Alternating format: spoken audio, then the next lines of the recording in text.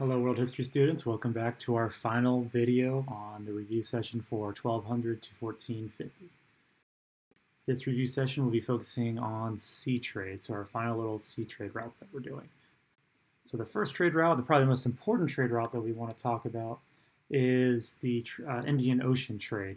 Now the Indian Ocean trade is extraordinarily important for world history trade because it connects Africa together with the Middle East, India, Southeast Asia, and even China. So all these different civilizations can all meet together. And if you recall, one thing about our pieces themes that's really interesting about the Indian Ocean trade route is that trade was dictated on the monsoon winds. One part of the year it blow one way, and the other part of the year it blow another way. You can see that little middle picture there. For the winter monsoon winds, they're blowing south, and the summer monsoon winds, they're going north. One of the most important kingdoms I want you guys to know is Majapahit and Srivijaya. Now, these are two separate kingdoms. They're basically in the same location, but one of the main reasons why they were able to gain power was because they controlled a very, very important choke point in that trade point. And you can see right there the red lines on the top of the screen. Lots of traders, if you want to trade with China and Southeast Asia, you probably have to go by their kingdoms. And as I mentioned before in our previous video, if you can control trade routes, that can also make you extraordinarily wealthy. Another key part about this trade route that's in this first bullet point hinting at is the spreading of religions. So for Hinduism and Buddhism both start in India, but then they both eventually spread to the rest of Asia. First off, you had Hinduism, which starts in India and then goes down to Southeast Asia, and then you have Buddhism. Buddhism doesn't really stay in India for very long. In fact, Buddhism is a very, very small percentage of Indians today. However, Buddhism eventually thrives in China, Korea, and Japan, and eventually in Majapahit and Srivijaya, it overtakes Hinduism, and Buddhism becomes the main religion. Now, later on, these Hindu Buddhism states eventually get replaced by a third religion, which is Islam, which again, Islam's in that Middle East, so they're right at the intersection of the Indian Ocean trade. One important explorer for the Indian Ocean trade, now this is later on in the Ming Dynasty for China, was Zheng He, and he was actually a Muslim in China, even though most Chinese at the time were Buddhist or Confucianist.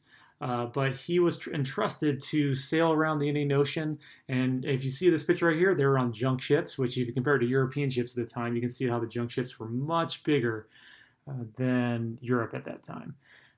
Now, the main point of these voyages that he did was not necessarily discover new lands, because Chinese already knew these lands existed, but more so than it was a way to spread Chinese prestige and also to perhaps encourage more civilizations to trade with China.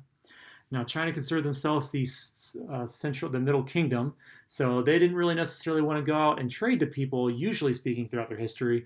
They were more interested in having people come to them and trade. So these expeditions turned out to be a relatively short-lived time during the Indian Ocean, during the Chinese history really in general. Now, the other trade route, which I admit is not really a sea trade, but I kind of put in the sea trade to make so these videos would be 7 minutes long each, so I'm sorry for that. We're just going to roll with it, I guess, is the Trans-Saharan trade routes. And now I see that we have that Sahara Desert right there in the middle of Africa, and it connects a lot of the huge salt-producing, gold-producing kingdoms. The one that we're going to focus on is Mali this time, eventually all the way to the Mediterranean, connected to the Silk Road into Europe. And the two big items they trade on here, hopefully everyone can say in their heads, is salt and gold. And the big kingdom, as I mentioned in the previous slide, is Mali. And the big person that I really want you guys to know is Mansa Musa. And he really put himself on the map, quite literally. This is the picture on here is a European map. And you see right there on the European map, the one thing they have is an African king, and look what he's holding, a golden nugget.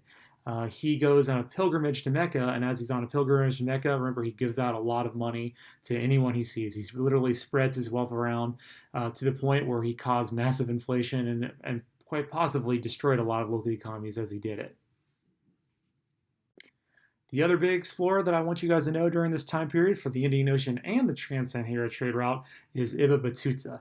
Now, he was a Moroccan scholar, so he started off in northern Africa, and he travels down to Mali, travels around into Dar al-Islam, the realm of Islam in the Middle East, and eventually goes down to the Swahili coast in East Africa, and then you can see he bops around into India, and very briefly he even goes to China, although he doesn't really stay in China very long. He doesn't really like it there.